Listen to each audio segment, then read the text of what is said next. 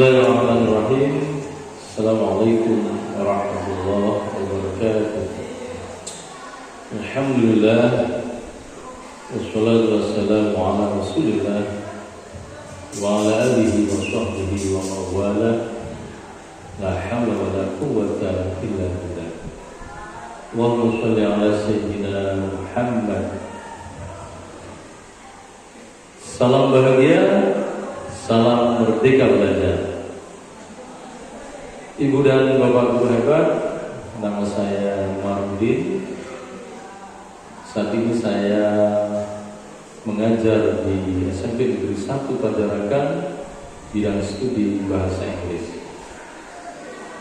Saya adalah calon guru penggerak angkatan ke-7 Kabupaten Probolinggo, BPDP Jawa Timur. Sebelum saya mulai presentasi saya, terlebih dahulu saya ingin menyapa yang kami hormati Bapak Fasilitator, Bapak Kamsuf, yang kami hormati Bapak Pengajar Praktik, Bapak Haji Saiful Anam. Terima kasih atas ilmu-ilmu yang sudah diberikan kepada saya selama mengikuti program guru penggerak. Sekali lagi terima kasih. Bapak Ibu sekalian yang saya hormati, kali ini saya ingin menyampaikan tentang koneksi antar materi modul 2.2, yaitu tentang pembelajaran sosial emosional. Bapak Ibu sekalian, apa yang dimaksud dengan pembelajaran sosial emosional? Pembelajaran sosial emosional adalah pembelajaran yang dilakukan secara kolaboratif oleh seluruh warga sekolah, ya, sehingga memungkinkan anak atau murid-murid atau orang-orang dewasa yang berada di sekitarnya, dalam hal ini di sekolah, mendapatkan dan menerapkan pengetahuan, kemudian keterampilan dan sikap positif tentang atau mengenai aspek sosial dan emosional. Kemudian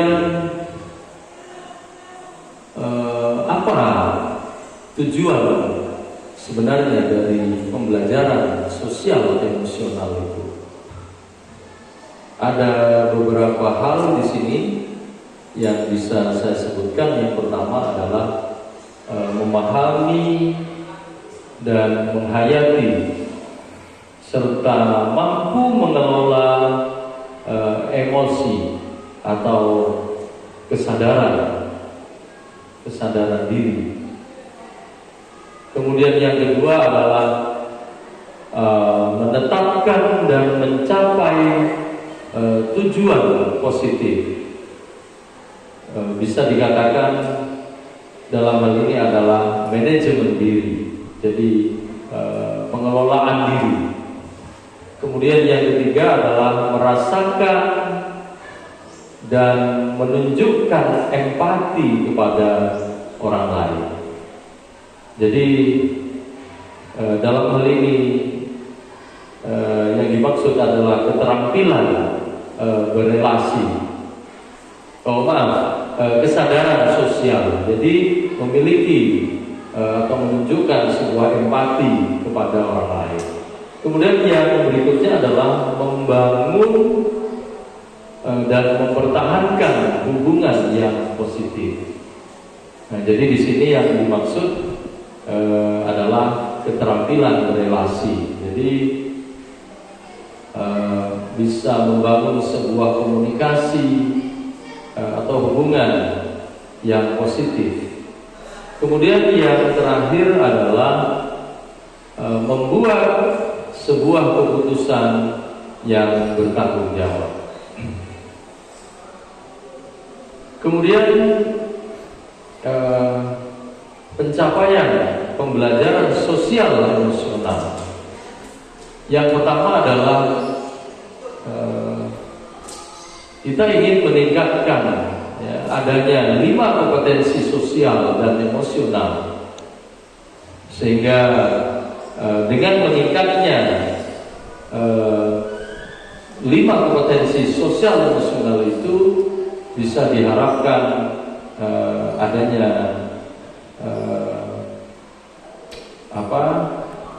peningkatan sikap yang positif. Kemudian yang kedua adalah terciptanya lingkungan belajar yang nyaman, sehingga ini akan berdampak kepada berkurangnya perilaku negatif. Kemudian yang ketiga adalah adanya peningkatan sikap positif dan rasa toleransi murid terhadap dirinya sendiri maupun terhadap orang lain.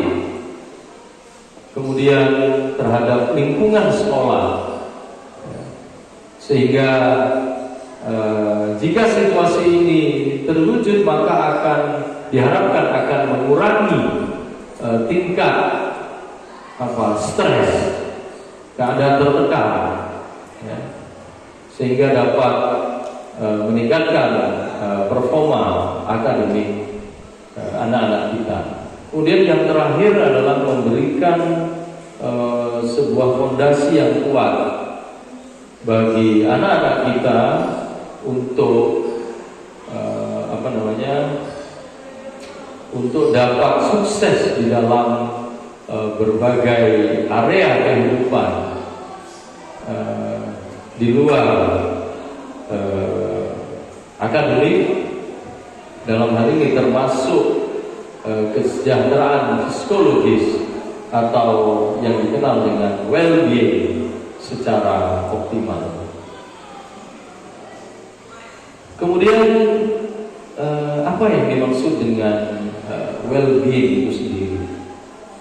Yaitu adanya sebuah kondisi sejahtera yang mencakup emosi dan suasana hati yang positif, misalnya adanya rasa puas, tidak stres, tidak gelisah, sehingga adanya kepuasan dengan kehidupan yang dijalani dan kemampuan menilai hidup secara positif. Kemudian kita masuk ke 5 kompetensi sosial emosional. Yang pertama adalah kesadaran diri. Yang dimaksud di sini adalah sebuah kemampuan untuk memahami perasaan dan emosi, kemudian nilai-nilai diri sendiri, dan bagaimana pengaruhnya pada perilaku diri dalam berbagai situasi dan konteks kehidupan. Kemudian yang kedua yaitu pengelolaan diri, artinya manajemen diri, yaitu adanya kemampuan untuk mengelola emosi, pikiran, dan perilaku secara efektif dalam berbagai situasi dan untuk mencapai tujuan dan aspirasi. Kemudian yang ketiga adalah kesadaran sosial. Dalam hal ini maksudnya adalah kemampuan untuk memahami sudut pandang, ya, dan dapat berempati dengan orang lain, termasuk mereka yang berasal dari latar belakang budaya dan konteks yang berbeda-beda. Kemudian yang keempat adalah keterampilan berelasi, yaitu kemampuan untuk membangun dan mempertahankan hubungan yang sehat, yang baik, dan yang sportif. Kemudian yang terakhir adalah pengambilan sebuah keputusan yang bertanggung jawab, yaitu kemampuan untuk mengambil sebuah pilihan-pilihan yang ada, ya, atau pilihan-pilihan membangun, ya, yang berdasar atas kepedulian, kemudian kapasitas dalam mempertimbangkan, ya, rasa aman, ya, dan untuk mengevaluasi manfaat dan konsekuensi dari bermacam-macam tindakan dan perilaku, ya, diri sendiri maupun masyarakat atau kelompok. Bapak Ibu sekalian yang saya hormati, sekarang kita bicara tentang kesadaran penuh atau yang kita sebut dengan mindfulness. Lalu apa yang dimaksud dengan mindfulness itu sendiri? Yaitu sebuah kesadaran yang muncul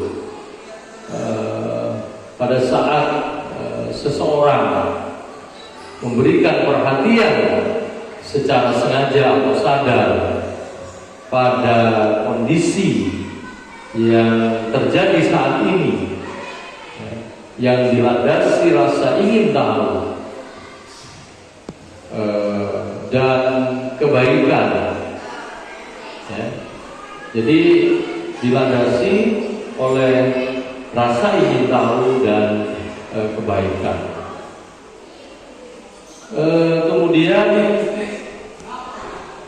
bagaimana kita bisa melakukan agar supaya kita berada pada kondisi yang mindfulness? Dalam hal ini bisa kita lakukan dengan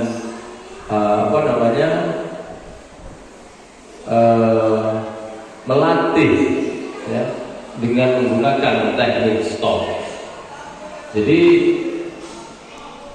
stop itu sendiri merupakan sebuah akronim yang S-nya adalah stop, ya, berhenti sejenak, ya. Kemudian T-nya adalah take a breath, menarik nafas, ya. Kemudian O-nya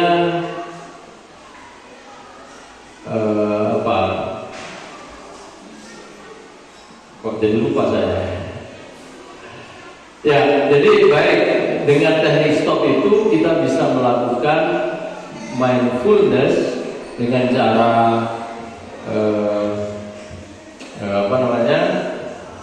kita berhenti dulu sejenak, kemudian tarik nafas, kemudian kita keluarkan, kemudian kita mengamati, ya, lingkungan yang ada di sekitar kita, kemudian selesai. Itu bisa kita lakukan dengan teknik stop untuk mendapatkan atau mengembalikan suasana mindfulness. Kemudian kita bicara tentang sosial dan emosional yang meliputi yang pertama adalah pengajaran secara eksplisit, kemudian yang kedua integrasi dalam praktek pengajar guru dan kurikulum akademik, yang ketiga adalah menciptakan iklim kelas dan budaya sekolah, kemudian yang berikutnya adalah penguatan kompetensi sosial emosional pendidik dan tenaga kependidikan di sekolah. Baik Bapak Ibu sekalian,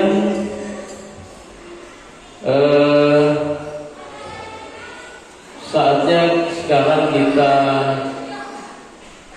masuk kepada koneksi antar materi. Jadi kita kaitkan dengan yang pertama modul 1.1 ya, filosofi pendidikan Ki Hajar Dewantara. Kemudian kita kaitkan dengan 1.2 tentang nilai dan peran guru penggerak. Kemudian kita kaitkan dengan modul 1.3 yaitu visi penggerak.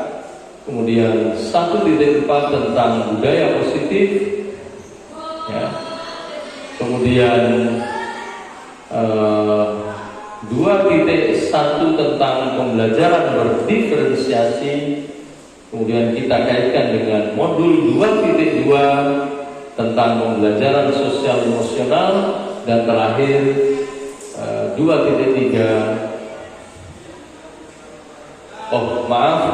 jadi 2.2 yang terakhir adalah pembelajaran sosial emosional. Bapak Ibu sekalian yang saya hormati, pembelajaran sosial emosional dengan filosofi pendidikan KHD. Dalam hal ini guru dapat menciptakan yang namanya well-being dalam ekosistem pendidikan di sekolah, sehingga akan tercipta kondisi yang aman, menyenangkan, bahagia bagi murid-murid kita.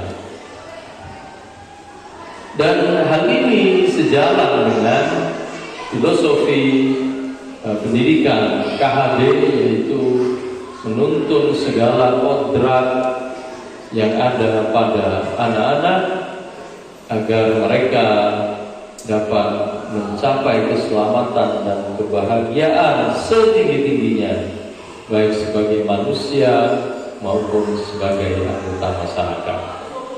Kemudian pembelajaran sosial emosional dikaitkan dengan nilai dan peran guru penggerak. Dalam hal ini, seorang guru penggerak memiliki nilai yaitu berpihak pada murid, inovatif, reflektif, mandiri, dan kolaboratif sebagai dasar dalam mewujudkan sosial dan emosional melalui perannya sebagai pemimpin pembelajaran. Kemudian pembelajaran sosial emosional dengan visi guru penggerak. Dalam hal ini dengan adanya pembelajaran sosial dan emosional, seorang guru diharapkan dapat mewujudkan visinya, yaitu murid yang merdeka dan memiliki karakter yang baik berdasarkan iman dan takwa, serta berbudaya yang mencerminkan profil pelajar Pancasila. Kemudian pembelajaran sosial emosional dengan budaya positif.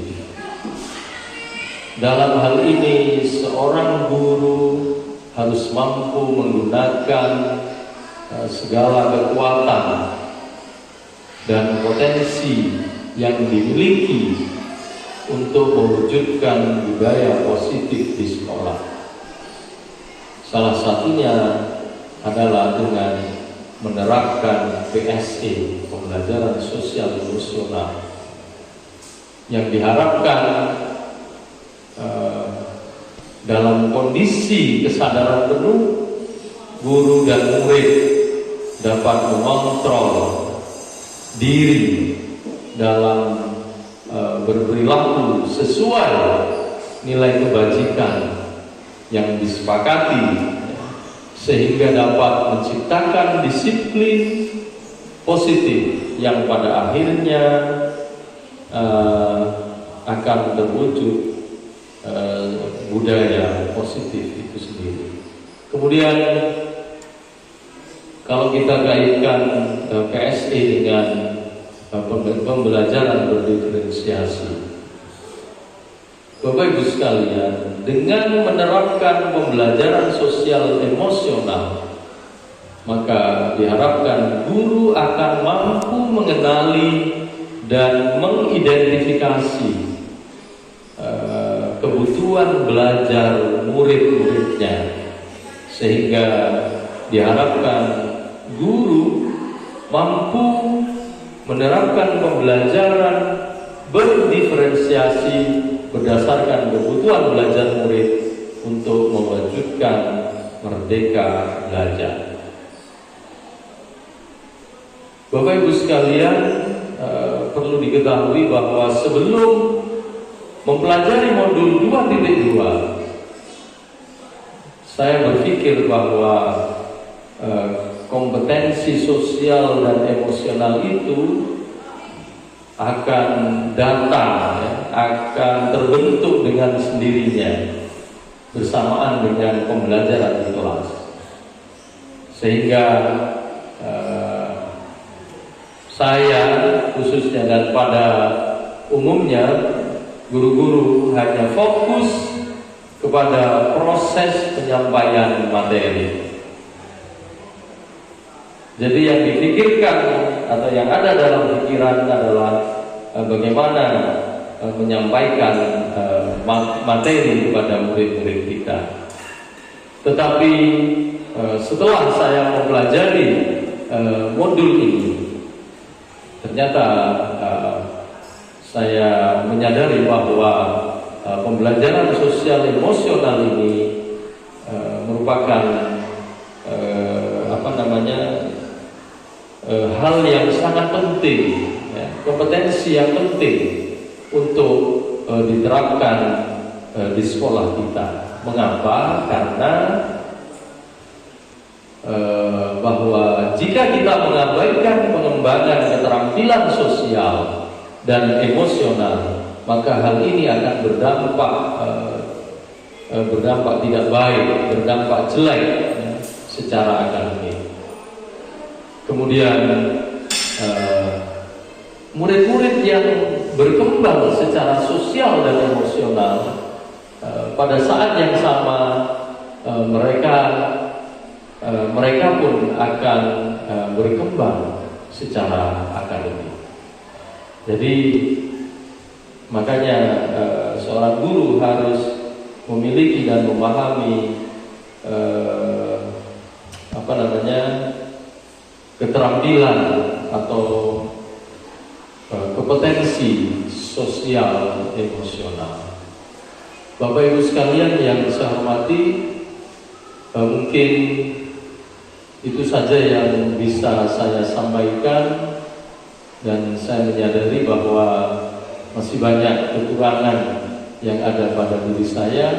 Oleh karena itu mohon saran dan kritiknya sehingga saya bisa memperbaiki presentasi ke depannya. Demikian yang saya bisa sampaikan dalam koneksi antar materi modul 2.2. Sekali lagi terima kasih. Mohon maaf. Saya akhiri. Assalamualaikum warahmatullahi wabarakatuh. Salam Merdeka Belajar, bergerak, tergerak, dan menggerakkan.